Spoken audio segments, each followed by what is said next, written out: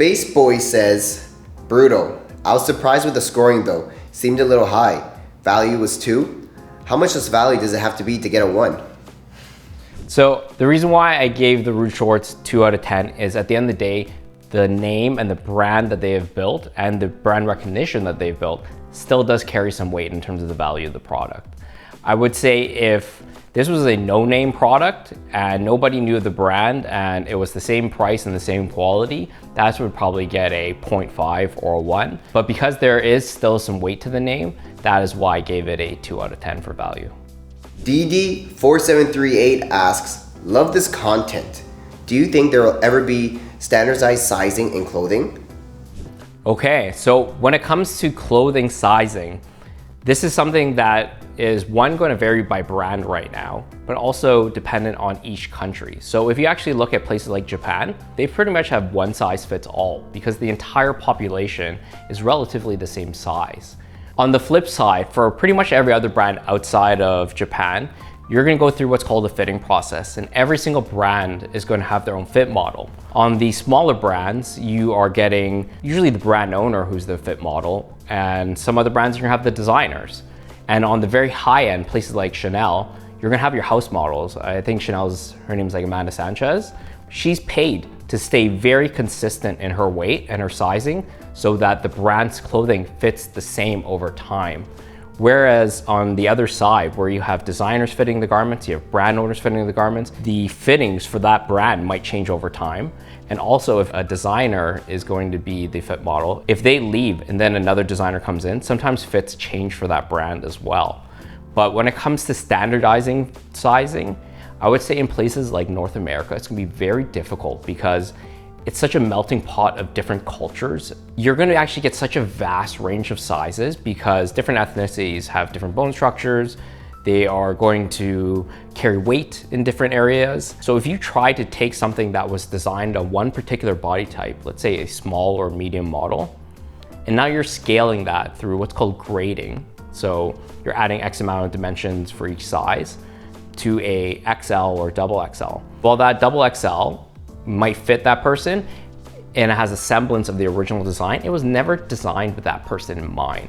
So when it comes to shopping for yourself, what I would say is don't try to find brands that offer your size.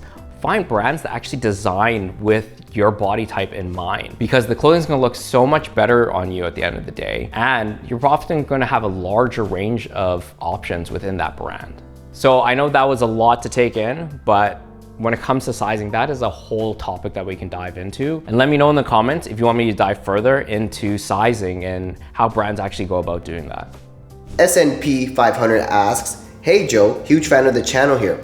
I don't know if you've talked about it yet, but how important or not to wash newly purchased clothes? How sanitary are the clothing factories usually are? TIA.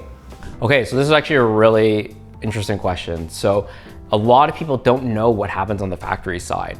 That shirt that you're wearing, this shirt that I'm wearing, from the start to the end, from the yarn to the fabric to each cut and sew line, there's at least a dozen people that are touching this garment that you're wearing.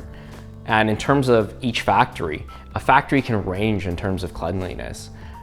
They could be ones that are really clean, there could be ones that are really dirty. There's ones that will pre-shrink and pre-wash the garment before going out to consumers. There's some that won't. So when it comes to washing the clothing before you wear it, underwear, boxers, bras, wash those all before you wear them. There's a lot of human touch that are involved, even the person packing it. Even if the factory is washing it, there's still somebody steaming it and then packing it. Whether or not you wash your t-shirts or your pants or your other items, that's really up to you.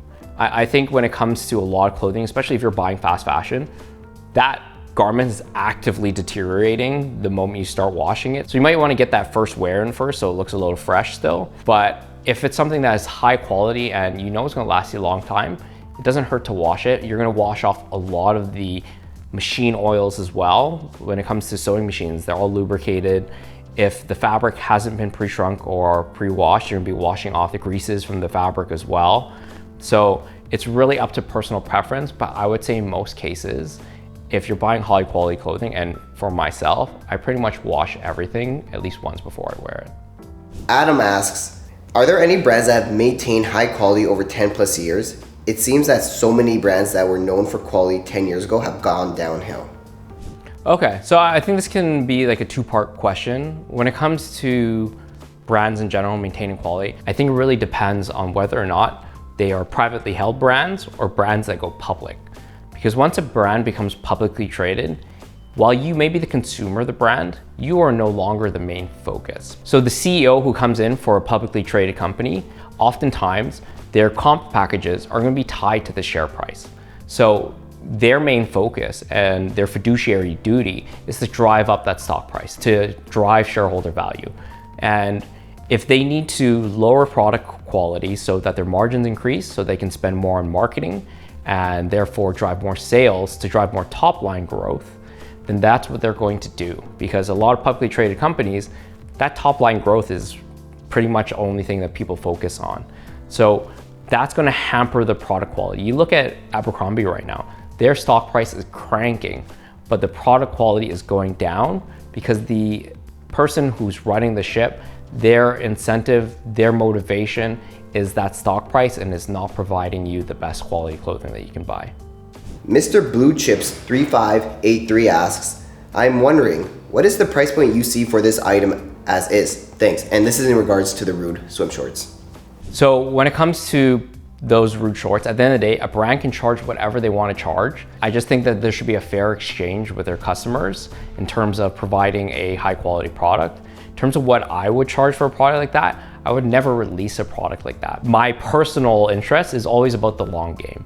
I'm always about trying to invest in the future. I'm always about trying to create long-term partnerships with the brands that we work with and ultimately their end users, because that's going to be much more beneficial in the long term. A lot of brand owners, they get caught up in the hype, they get really excited, they make a lot of money, then they lose focus and they don't realize that that short-term trade-off of those margins is not going to lead to a sustainable brand over time. You look at any luxury houses, which are pretty much the ones that have stood the test of time.